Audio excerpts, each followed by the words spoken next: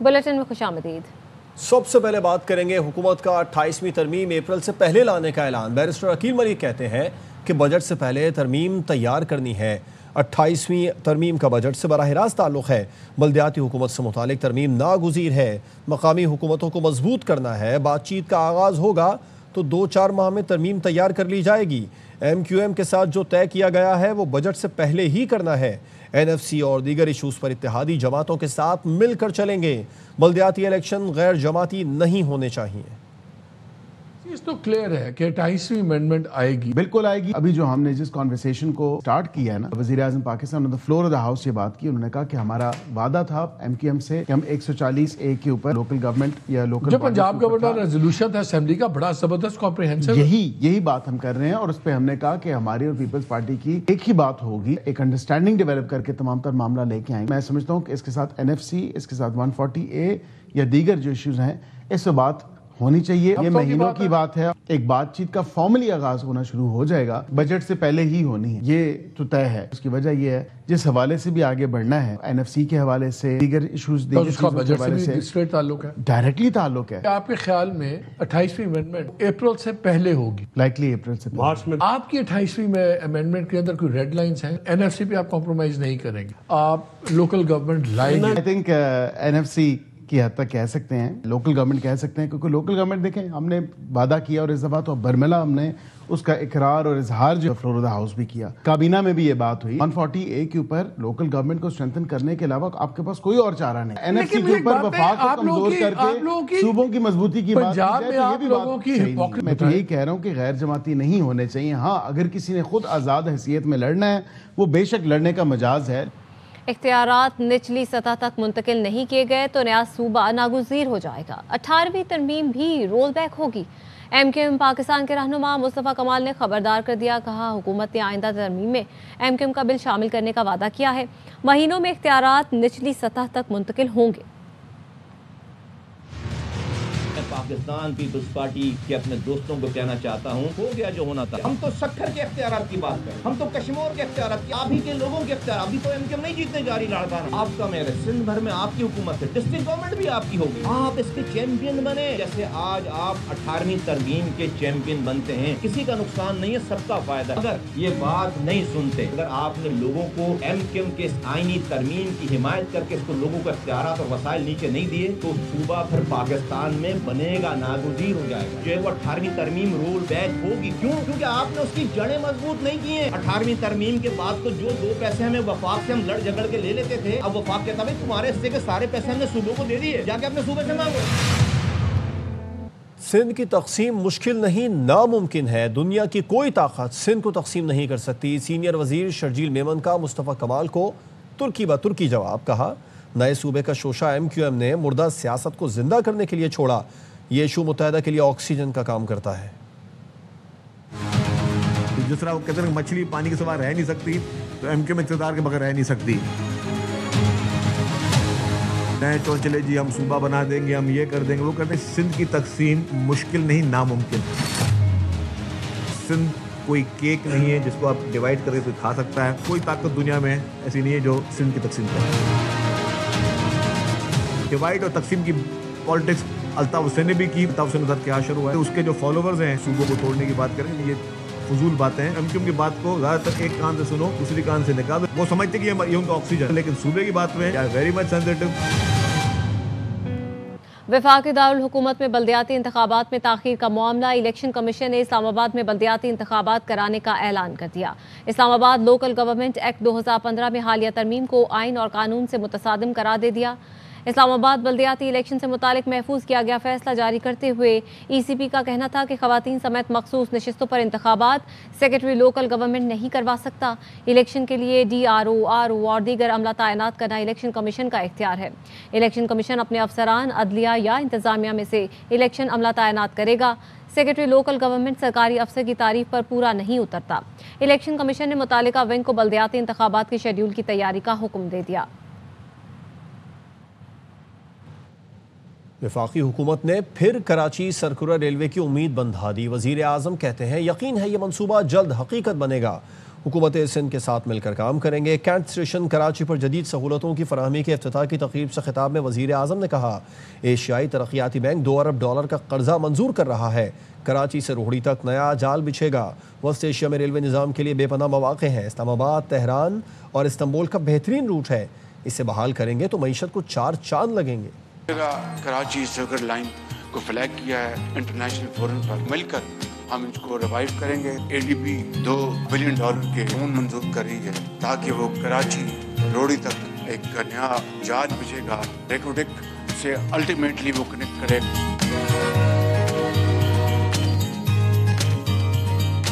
Uzbekistan, Afghanistan और Pakistan link करें railways के साथ। इस्लामाबाद, तेहरान, इस्तांबुल का जो इफेक्टिव रूट है उसको अगर आप रिवाइव करेंगे, मईशत को 4 चांद लगेंगे। वज़ीर आज़म के सामने वज़ीर आला सिंध ने फिर मोटरवे का शिकवा कर दिया। मुराद अली शाह ने कहा, सकर हैदराबाद मोटरवे बन जाए तो बड़ा सहारा हो जाएगा। वज़ीर आज़म से दरख्वास्त करेंगे मोटरवे जल्द अज जल्द बना दें। कैंट स्टेशन की तज़ीनो आराइश की तकरीब से खिताब में वज़ीर आला सिंध ने कहा, कराची सर्कुलर रेलवे बहाल होना चाहिए। कराची जैसे शहर में मास ट्रांसिट सिस्टम होना चाहिए। आज़ाद कश्मीर असम्बली ने नए कायदे ऐवान का इंतखाब कर लिया। फैसल मुमताज़ राठौर नए वज़ीर आज़म मुंतखब हो गए। चौधरी अनवारुल हक के खिलाफ तहरीक अदम एतमाद कामयाब हो गई। फैसल मुमताज़ राठौर के हक में 36 और मुखालफत में 2 वोट आए। फैसल राठौर ने खिताब में कहा, वालिद ने बीमारी के दौरान दोस्तों की मदद से ज़ाती घर बनाया। मैंने वालिद का घर बेचकर 2021 में इलेक्शन के अखराजात पूरे किए। आज जो मेरे असासे और बैंक बैलेंस है, जब जाऊँगा तो उसमें कोई फ़र्क नहीं पड़ेगा।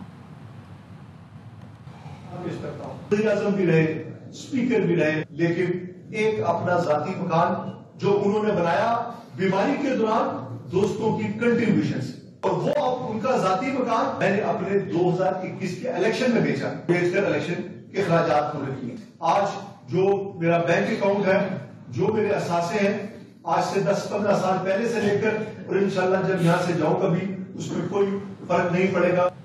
वफाकी आईनी अदालत के मजीद 2 जजों ने हलफ उठा लिया। जस्टिस रोजी खान और जस्टिस अरशद हुसैन शाह से चीफ जस्टिस अमीनुद्दीन खान ने हलफ लिया। हलफ बर्दारी की तकरीब इस्लामाबाद हाई कोर्ट में हुई। Justice Hasan Rizvi, justice Amir Farooq, justice Ali Baqar Najafi, justice K Agha शरीक हुए। इस्लामाबाद हाई कोर्ट के chief justice Sarfraz Dogar, justice Arbab Tahir और जस्टिस खादिम हुसैन ने भी तकरीब में शिरकत की। जस्टिस इनाम अमीन और जस्टिस आसिफ, जस्टिस आजम खान भी तकरीब में शरीक हुए। तहरीक इंसाफ के रहनुमा बैरिस्टर अली जफर कहते हैं, जजों के पास अदलिया और आइन की बालादस्ती के लिए 2 ही रास्ते हैं। सिस्टम में रहकर किरदार अदा करें या इस्तीफा देकर तहरीक चलाएं। खामोश बैठ जाना सिस्टम का साथ देने के बराबर है। बहुत बारी सवाल आया, आपकी जुडिशरी को ख़त्म करने की कोशिश की गई, लेकिन वो वापस आ गई।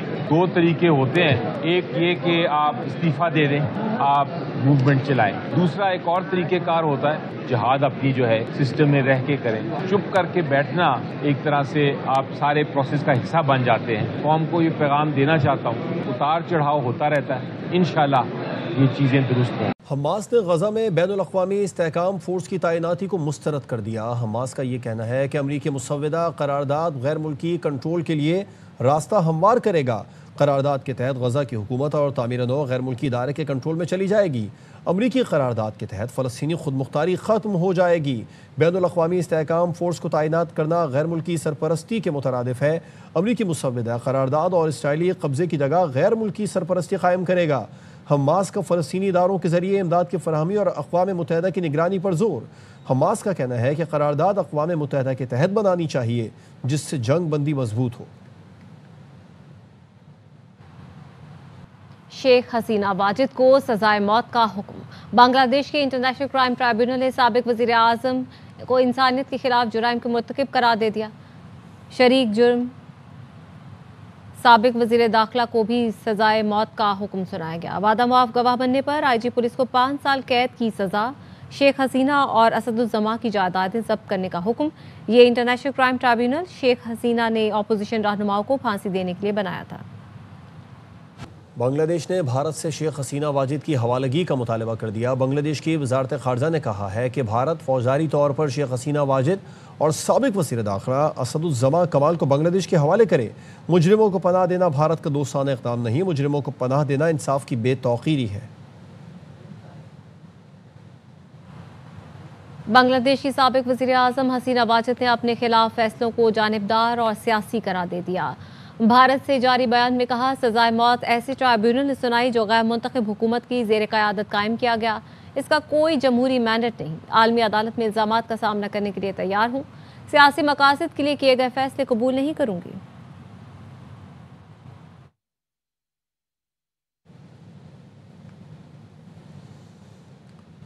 वज़ीर आला सरफराज बुगटी का बलूचिस्तान के फ़ज़ाई सफ़र के लिए टिकट सस्ते करने का मुतालबा। असम्बली में खिताब करते हुए कहा कि इससे पहले कि अवाम जाकर एयरपोर्ट का घेराव करके आग लगा दें, वफाकी हुकूमत फ़ज़ाई किरायों में कमी के लिए संजीदगी से सोचे। सरफराज बुगटी ने कहा, बलूचिस्तान के अवाम फ़ज़ाई किरायों में इजाफे से शदीद परेशान हैं, संजीदगी से इस मसले को हल करना चाहते हैं। इस मसले पर ख़त भी लिखा, लेकिन वज़ीर हवाबाजी ने ख़त का अब तक जवाब देना मुनासिब नहीं समझा। वफाकी इदारे गैर संजीदा रहे तो यह मसला अमन व अमान का मसला बन सकता है। हम 16 MPO के तहत एयरलाइंस के रीजनल हेड को गिरफ्तार भी कर सकते हैं। तमाम पार्लिमानी लीडर्स को दावत देता हूँ, साथ चलें, मिलकर वज़ीर आज़म से मुलाकात करें और इस मसले को कौमी सतह पर उठाएं।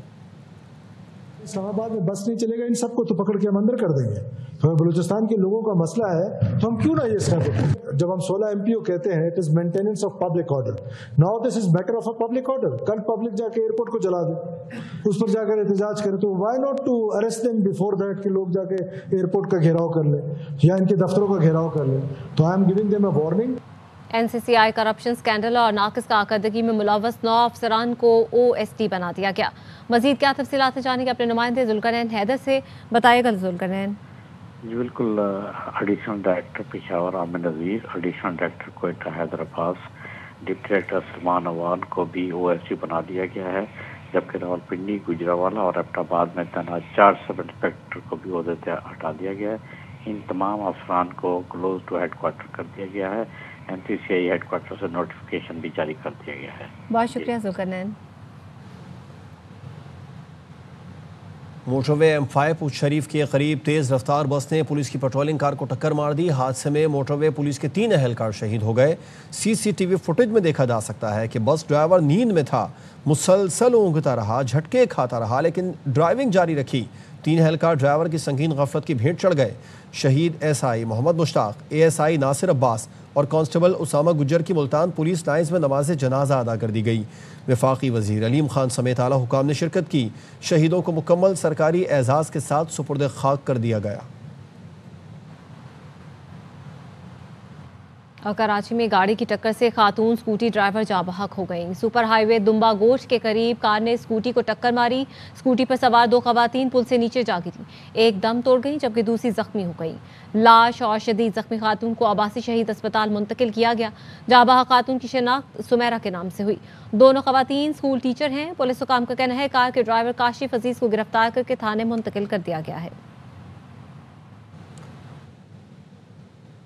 मरी से खबर है, जहां पर खवातीन का मुतनाज़ अराजी की निशानदही पर एहतजाज। दफ़ा 144 की खिलाफ वर्जी पर पुलिस ने 12 मुल्ज़िमान को गिरफ्तार कर लिया है। बाद में 5 खवातीन को शख्सी जमानत पर रिहा कर दिया गया। कश्मीर पॉइंट पर मुतनाज़ अराजी की निशानदही की गई, जिस पर इलाका मकीनों ने मुजाहरा किया। बड़ी तादाद में खवातीन भी शामिल थीं। पुलिस की जानिब से कार्रवाई अमल में लाई गई। मुजाहिरीन ने पुलिस एहलकारों पर तशद्दुद किया। पुलिस ने मुकदमा दर्ज करके कई मुजाहिरीन को हवालात में बंद कर दिया। पुलिस ने बताया खवातीन ने लेडी पुलिस एहलकारों पर तशद्दुद किया। दफ़ा 144 की खिलाफ वर्जी की। FIR में मुख्तलिफ 6 दफ़ात शामिल की गई हैं।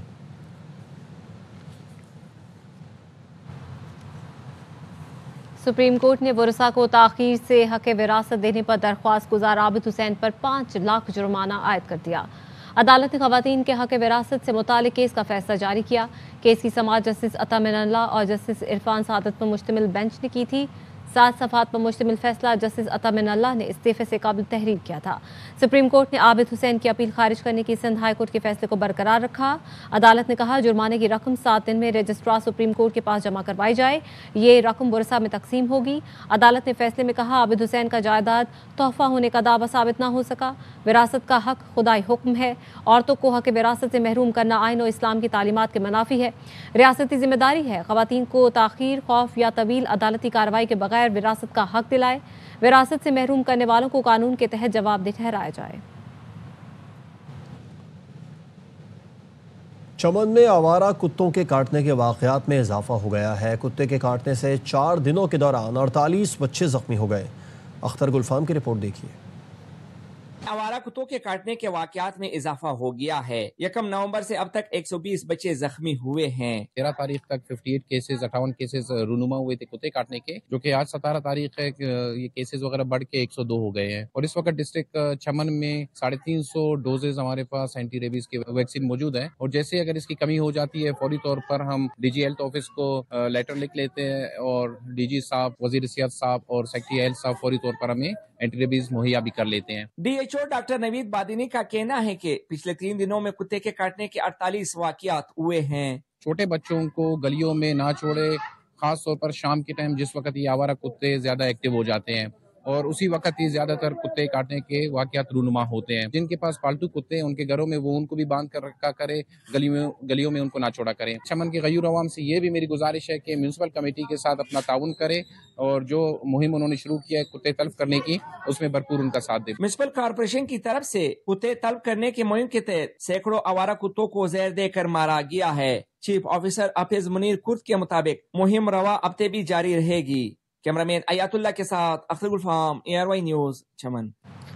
वज़ीर सेहत सिंध ने सिंध भर में 13 रोज़ा खसरा और रुबेला वैक्सीनेशन मुहिम का इफ्तिताह कर दिया है। दौरान मुहिम सिंध के 30 अजला में 6 माह से 5 साल तक के बच्चों को MR वैक्सीन और 23 मखसूस अजला में 5 साल तक के बच्चों को पोलियो से बचाव के कतरे भी पिलाए जाएंगे। वज़ीर सेहत सिंध ने कहा, बच्चों को वैक्सीन देना कानूनी लाजम है। वालिदैन या जो इदारे ताउन नहीं करेंगे कार्रवाई होगी। निजी या सरकारी स्कूल से ताउन ना किया तो लाइसेंस मनसूख और इदारे बंद कर दिए जाएंगे। गलत या गुमराहकुन मालूमात फैलाने पर नेशनल साइबर क्राइम एजेंसी के तहत कार्रवाई होगी।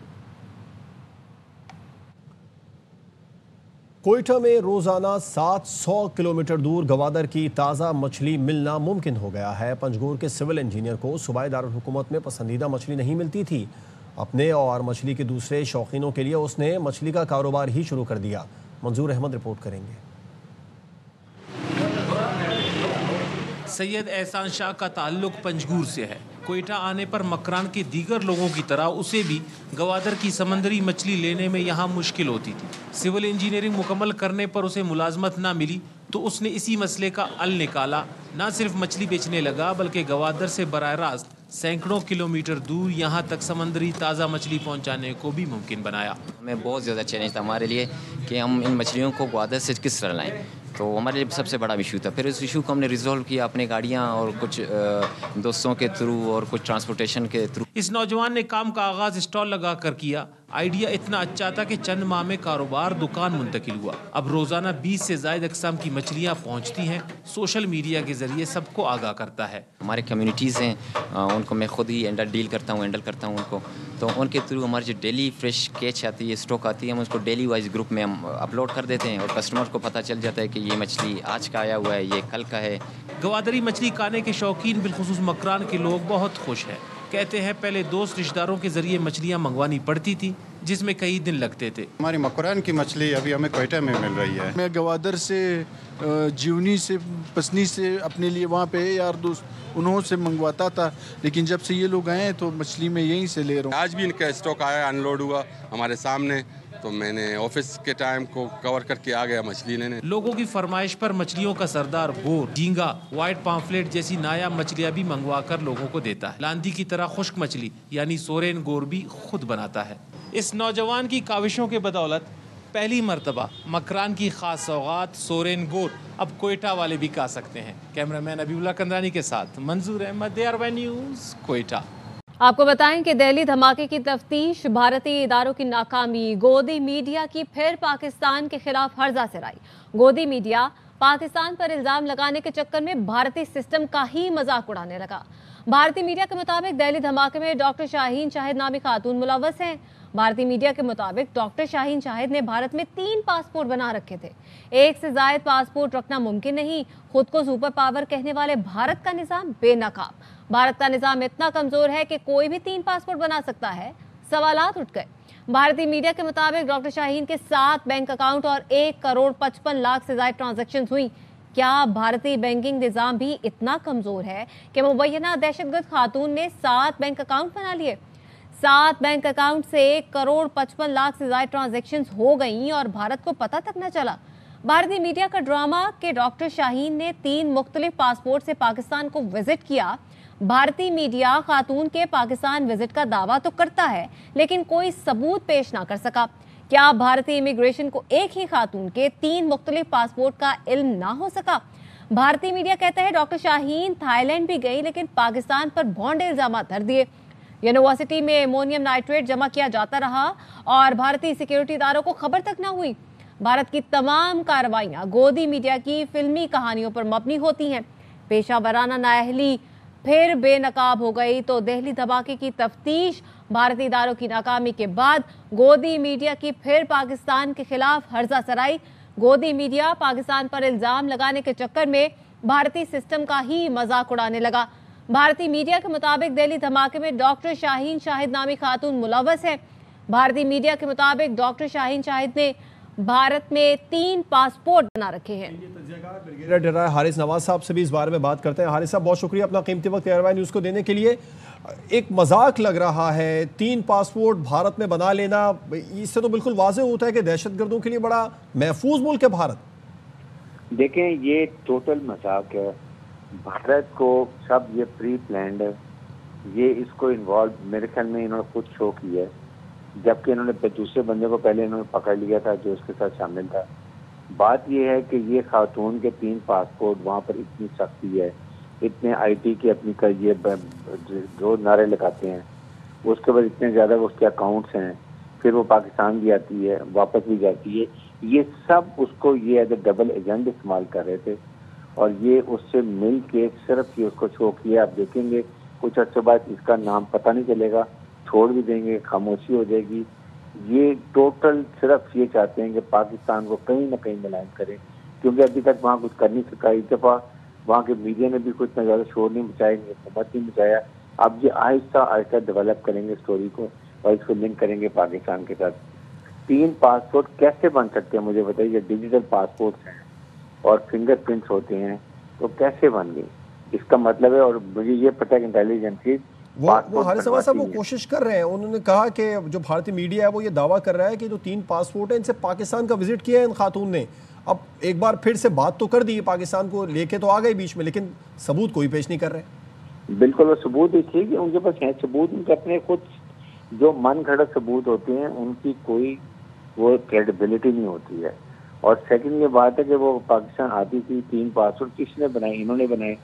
और ये इंटेलिजेंस जो ड्राफ्ट बनाती है, ये बड़े फूलप्रूफ तरीके से बनाती है कि वो ये आपको मुझे बताइए कि जो उनका था मुबारक, जो था गुलबचन यादव, वो भी तो मुबारक के नाम पासपोर्ट बना के फिरा था और मुसलमान बन के फिरा था। वो किसने बनाए थे? उन्होंने बनाए थे।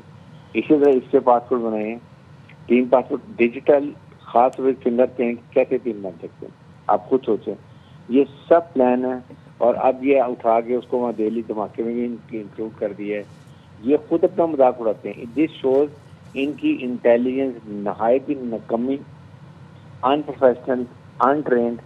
हर दफा पकड़े जाते हैं, हर दफा मजाक उड़ाते हैं, लेकिन उनको शर्म फिर भी नहीं आती है। चाहे वो पहलगाम हो या पुलवामा हो या उड़ी हो या पठानकोट हो, कोई नहीं देख लें, कहीं देख लें, ये हर दफा ऐसे ही करते हैं। और उसके बाद को आप पता प्रॉब्लम ये होगी कि आप गोदी मीडिया को दुनिया नहीं कर रहे, वो they don't understand, they don't agree, वो मजाक उड़ाते हैं, फैक्ट फिर कोई नहीं होते। इसलिए इसको बिल्कुल जीरो से तरफ देना दुनिया की नजरों के लिए। ये सिर्फ इनकी हर चीज पाकिस्तान स्पेसिफिक है।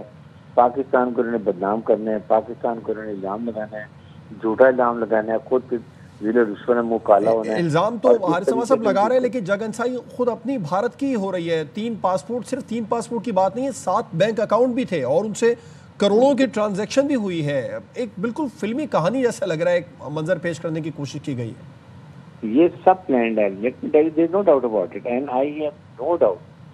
अगर 1 करोड़ पता नहीं 55, 60, 70 लाख रुपए निकलवाती रही है ऑलरेडी, और जबकि वो कोई कारोबार भी नहीं करती है, कोई उसका कोई रिटर्न नहीं है, तो टैक्स रिटर्न होने चाहिए, कहाँ से उसको इतना पैसा आ रहा है, अकाउंट कैसे साथ खोल रही है, 3 पासपोर्ट कैसे बन गए हैं, फिर वो ट्रैवलिंग भी बाहर कर रही है, फिर आके उसको आपने फाइनली उसको लिंक इसके कर लिया है। जो आपके पे रोल के ऊपर वो खातून है, पे रोल पे आपके काम कर रही है, आपको मेरी बता दें उसे स्टेटमेंट भी यू नेवर नो, आप एक हफ्ते बाद स्टेटमेंट आ जाए कि हाँ जी पाकिस्तान ने कहा था जाके यहाँ धमाका कर दो, हु विल बिलीव इट?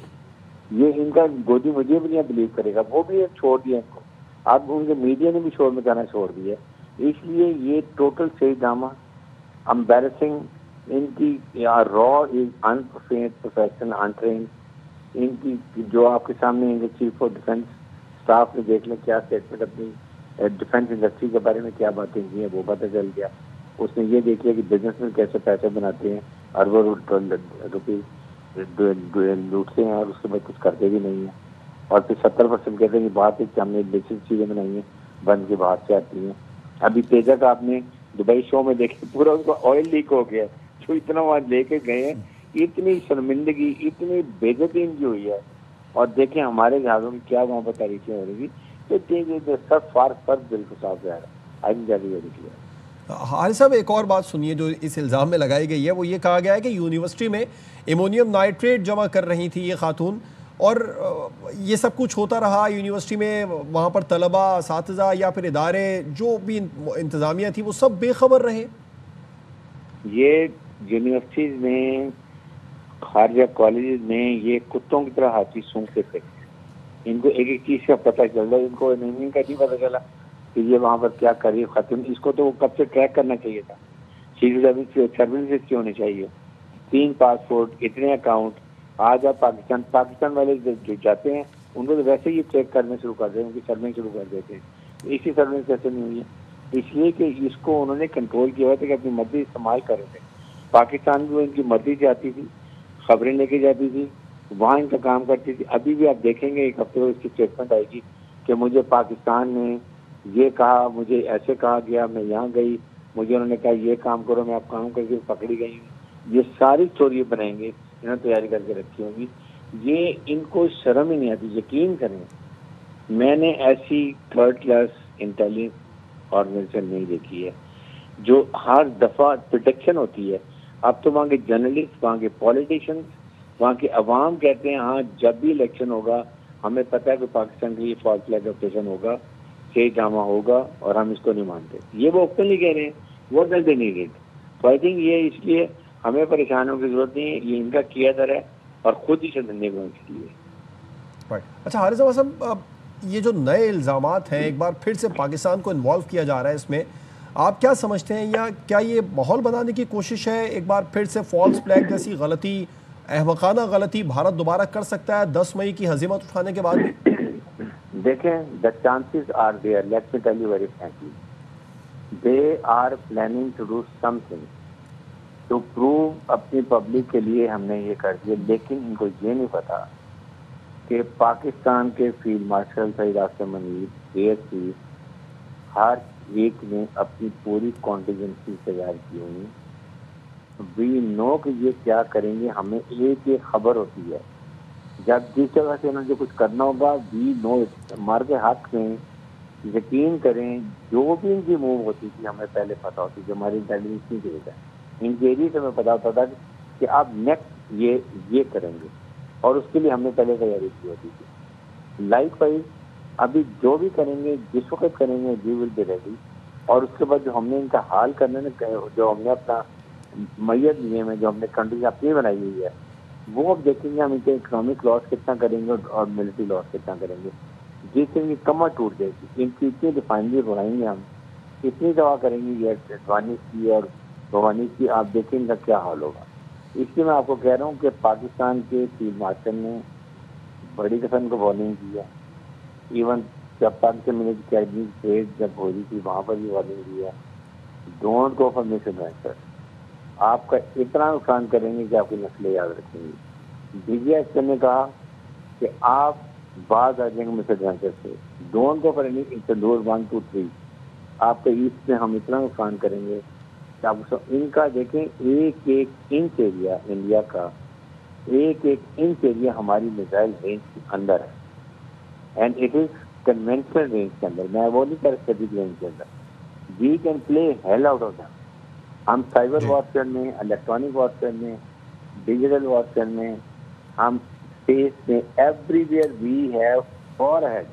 10 साल इनके आगे हैं। ये इनको समझ ही नहीं आ रही है इसलिए अगर अभी गलती करेंगे तो यही पब्लिक इस नरेंद्र मोदी को आप गुजरात के रेलवे स्टेशन पे उसी खोखे पे छोड़ जाएगी। बिल्कुल, इंशाल्लाह ऐसा ही होगा। हारिस नवाज साहब ARY न्यूज़ से बात कर रहे थे, आपका शुक्रिया। कोई भी गलती अगर भारत ने की तो एक एक इंच हमारे मिसाइल की रेंज में है। न्यूज़ बुलेटिन से फिलहाल इतना ही। मजीद खबरों और अपडेट्स के लिए देखते रहिए ARY न्यूज़।